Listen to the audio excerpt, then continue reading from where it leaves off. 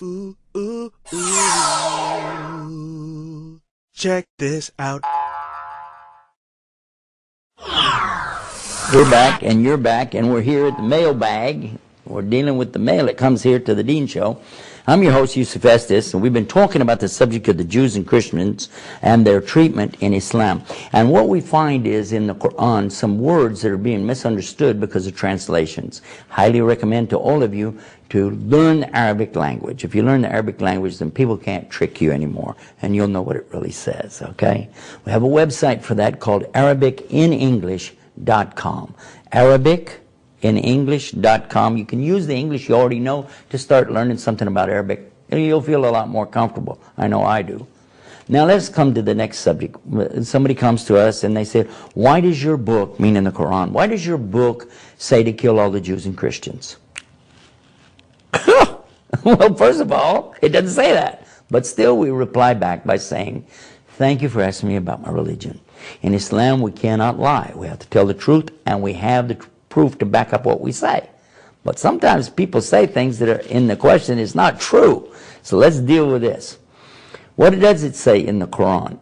Actually, we'll begin with the first instance of this in the Quran in chapter 2, called Surah Baqarah, the cow, verse 190, telling us about fighting.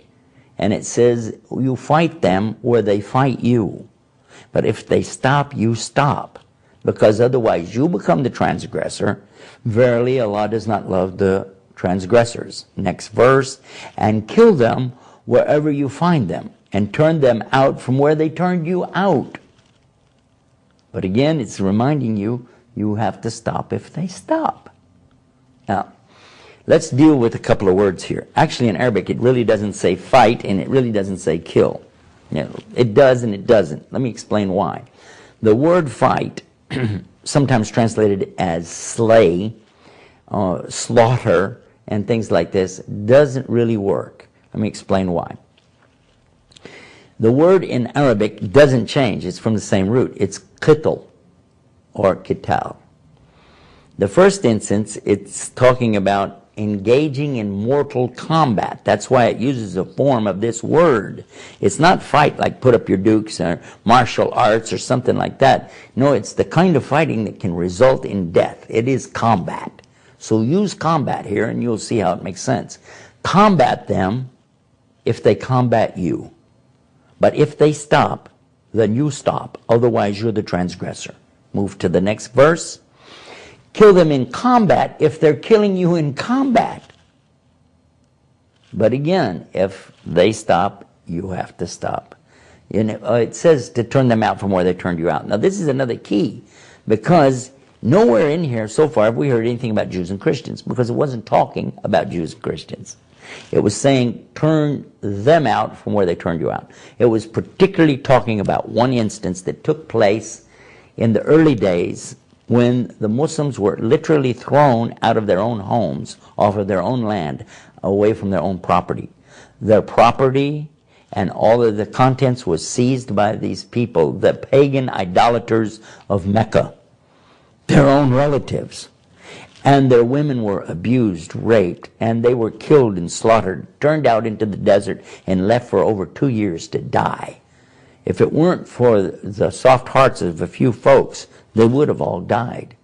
They migrated then to Medina, a faraway city. And in that place, they were able to become stronger. There were more people that came into Islam, and they wanted to perform what is called pilgrimage or Hajj to Mecca.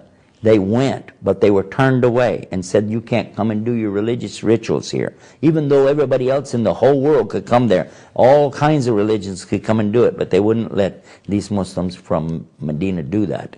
They made an agreement with them, and the agreement was very much slanted in favor of the Meccans. And yet the Meccans, even then, broke the agreement later. So the Muslims wanted to go, and they wanted to perform their holy pilgrimage or Hajj to Mecca.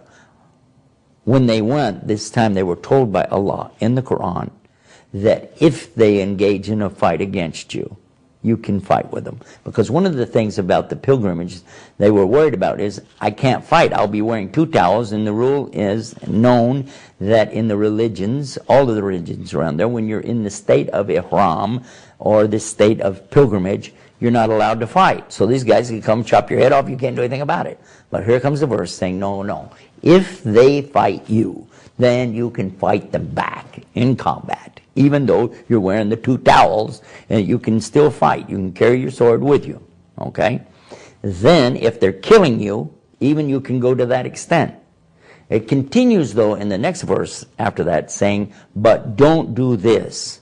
Don't do this in the holy place. The holy place, or the sanctuary, unless they're doing that to you there in the sanctuary. And again, you can defend yourself. And this is what it's talking about. It also uses a word in Arabic, which is fitna. It says this qitl, this kind of combat and killing, is still not as bad as the fitna that's going to be caused if you don't do it. Because when people are killing you, this is a fitna. And you must respond back. So anytime there's acts of aggression or terrorism against you and the Muslims in general, then you've been ordered now to go and fight back and stop it as much as you can, and then if they stop, you have to stop. I hope this clarified some of the questions you might have on this subject, and if you have more about this, I want you to visit our internet website to get clarification. Go to the IslamNewsroom.com and type in this word, harsh, in the box, and they'll give you the harsh questions. You get a list of them, or in this case, what you want to type in is combat to get this particular story. Until next time, this is Yusuf Estes saying peace. Peace be upon you. Wassalamu alaikum.